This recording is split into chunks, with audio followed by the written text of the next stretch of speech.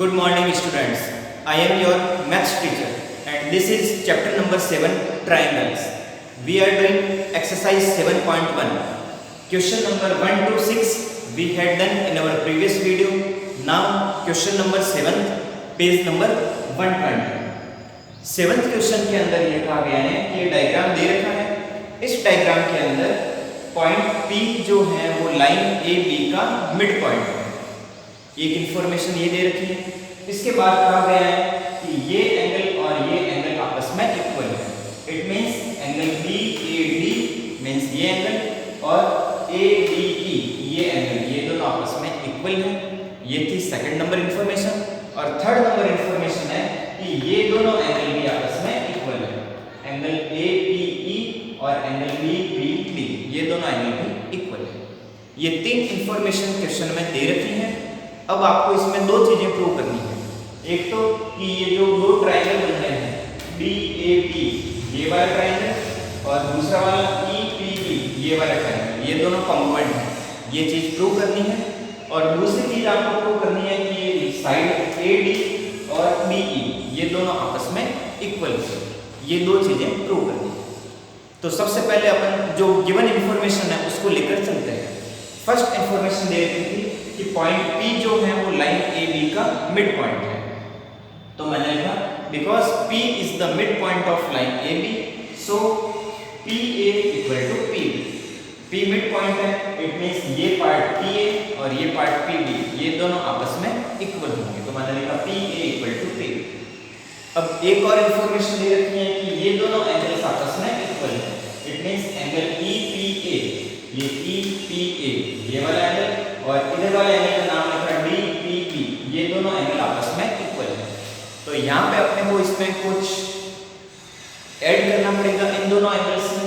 ये दोनों angles equal है तो इसमें ये जो बीच वाला एंगल है ई पी डी ये बीच वाला एंगल अपन इन दोनों एंगल्स में ऐड कर रहे हैं। तो मैंने लिखा by adding angle E P D in both sides. Both sides मतलब एलएचएस में भी और आरएचएस में। तो एलएचएस में है एंगल ई पी ए, इसके साथ में मैंने ऐड किया एंगल ई पी डी। और आरएचएस में है एंगल डी पी बी, इसके साथ में भी मैंने ऐड किया एंगल ई पी डी। अब जब इन दोनों एंगल्स को ऐड कर रहे हैं एंगल ई पी ए और एंगल ई पी डी, ये है एंगल ई पी ए ये वाला एंगल और साथ में ई पी डी ये वाला एंगल, मतलब इन दोनों एंगल्स को मिला के ऐड करेंगे पूरा एंगल बन जाएगा ए पी डी। तो मैंने लिखा angle A P D. Similarly right hand side के अंदर एंगल ई पी डी ये बीच वाला एंगल और एंगल डी पी बी ये इधर वाला एंगल, इन दोनों एंगल्स को ऐड करेंगे तो ये कंप्लीट एंगल बन जाएगा। तो इसकी जगह मैंने लिखा एंगल ई पी बी या फिर डी बी ई, एक ही बात है। तो इन दोनों एंगल्स को ऐड करके ये वैल्यू लिखी और इन दोनों एंगल्स को ऐड करके ये वैल्यू लिखी। इस चीज को मैंने नाम दिया equation number 1।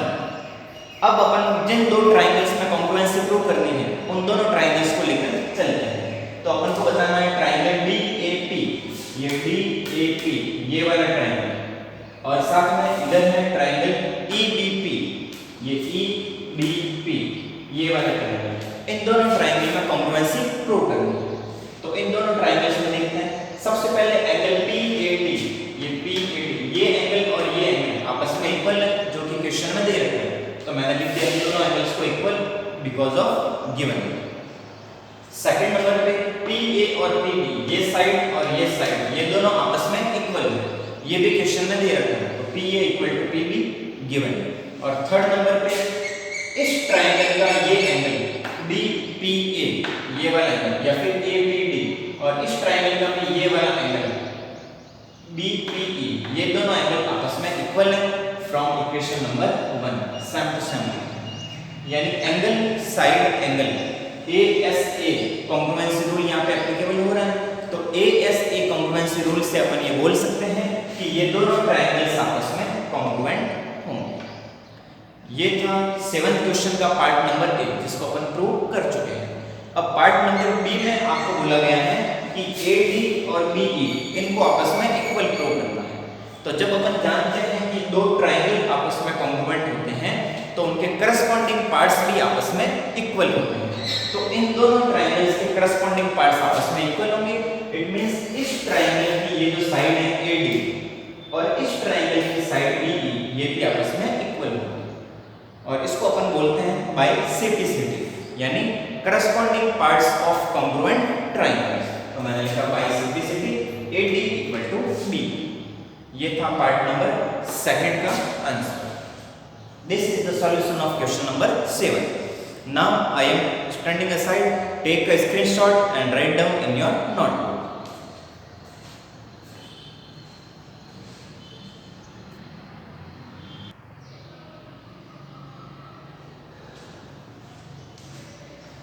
Now question number 8. 8th question के अंदर ये कहा गया है कि एंगल ACB यहाँ पे राइट एंगल बन रहा है मींस एंगल ACB 90 डिग्री है। इसके अलावा एक और बात ये कही गई है कि पॉइंट M जो है वो इस लाइन AB का मिड पॉइंट है। जब line point M line AB का मिड पॉइंट है it means AM equal to BM। इसके बाद ये कहा गया है कि C को M से ज्वाइन किया गया है और लाइन CM को D तक इस तरीके से आगे एक्सटेंड किया गया है कि CM और DM ये पार्ट और ये पार्ट आपस में इक्वल हो जाए। इसके बाद D को B से ज्वाइन किया गया है। उसके बाद ये डायग्राम बना है। इस डायग्राम के बेसिस पे आपको 4 क्वेश्चंस दिए गए हैं 4 पार्ट्स में, पार्ट 1, 2, 3 एंड 4 पार्ट्स में आपको 4 चीजें प्रूव करनी है।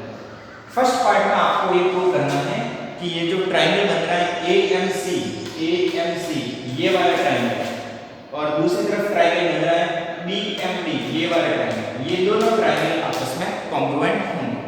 ये चीज आपको प्रूव करनी है। तो चेक करते हैं। सबसे पहले इन दोनों ट्रायंगल्स के अंदर क्वेश्चन में दे रखे हैं AM और BM, मतलब ये लाइन और ये लाइन आपस में इक्वल है जो कि क्वेश्चन में दे रखा है। तो मैंने लिखा AM equal to BM because of given. इसके बाद ये एंगल और ये एंगल आपस में वर्टिकली अपोजिट एंगल्स जो कि इक्वल होंगे। तो मैंने लिख दिया एंगल AMC ये वाला एंगल और BMD ये वाला एंगल वर्टिकली अपोजिट एंगल्स के हिसाब से इक्वल है। और उसके बाद CM और DM ये साइड और ये साइड DM आपस में इक्वल क्वेश्चन में गिवन है। तो साइड एंगल साइड यानी SAS कॉन्ग्रुएंस रूल से अपन बोल सकते हैं कि ये दोनों ट्रायंगल आपस में कॉन्ग्रुएंट है। ये था पार्ट नंबर 1। कॉन्ग्रुएंसी प्रूव करनी थी, अपन ने प्रूव कर दी। अब जब दो ट्रायंगल कॉन्ग्रुएंट होते हैं तो सिम्प्लिसिटी के हिसाब से कुछ करस्पॉन्डिंग पार्ट्स भी आपस में इक्वल होंगे। तो अपन इन दोनों ट्रायंगल में दो करस्पॉन्डिंग पार्ट्स आपस में इक्वल लेकर चल रहे हैं जिनकी आगे फर्दर पार्ट्स जो अपन प्रूव करेंगे उसमें इनकी रिक्वायरमेंट होगी। तो अपन लेकर चल रहे हैं एंगल ACM ये वाला एंगल ACM और इधर है एंगल BDM ये वाला एंगल। ये एंगल और ये एंगल आपस में इक्वल होंगे बाय सिम्प्लिसिटी क्योंकि ये दोनों ट्रायंगल कॉन्ग्रुएंट हैं। तो angle ACM equal to BDM, इसको मैंने नाम दिया है इक्वेशन नंबर 1। सिमिलरली जब ये दोनों ट्रायंगल कॉन्ग्रुएंट हैं इट मींस AC और BD भी आपस में इक्वल होंगे। ये AC और ये BD, इस ट्रायंगल की ये साइड AC और इस ट्रायंगल की ये साइड BD ये भी आपस में इक्वल होंगे बाय सिम्प्लिसिटी। इसको मैंने नाम दिया इक्वेशन नंबर 2। अब अपन सॉल्व करेंगे पार्ट नंबर 2। पार्ट नंबर 2 में आपको ये चीज बतानी है कि ये जो एंगल है एंगल B ये एक राइट एंगल है। इट मींस एंगल B पूरा का पूरा ये 90 डिग्री का एंगल है। ये चीज आपको प्रूव करनी है। तो देखते हैं। सबसे पहले अपन इक्वेशन नंबर 1 लेकर चलते हैं। इक्वेशन नंबर 1 में ये कहा गया है कि ACM और BDM ये दोनों एंगल आपस में इक्वल है। ये ACM ये वाला एंगल और ये वाला एंगल आपस में इक्वल है। तो जब दो एंगल आपस में इक्वल होते हैं तो और यहाँ पे ये दोनों एंगल किस तरीके के दिख रहे हैं, Z के शेप में दिख रहे हैं या फिर N के शेप में दिख रहे हैं। तो Z या N के शेप में दिखने वाले एंगल अल्टरनेट एंगल्स होते हैं। यानी जब दो लाइंस के बीच में अल्टरनेट एंगल बन रहे हैं और वो दोनों अल्टरनेट एंगल्स आपस में इक्वल हो रहे हैं इट मींस ये दोनों लाइन कैसी हो रही है, ये दोनों लाइंस पैरेलल है। तो अपन बोल सकते हैं कि लाइन AC और BD ये दोनों लाइन आपस में पैरेलल है। तो मैंने लिखा AC and BD are parallel lines.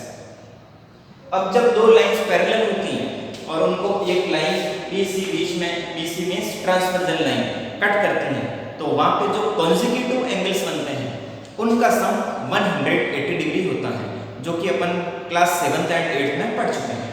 तो यहाँ पे ये एंगल B और ये एंगल C कॉन्जिक्यूटिव एंगल बना रहे हैं जिनका सम 180 डिग्री होगा। तो मैंने इस एंगल का नाम लिखा ACB और इस एंगल का नाम लिखा DBC।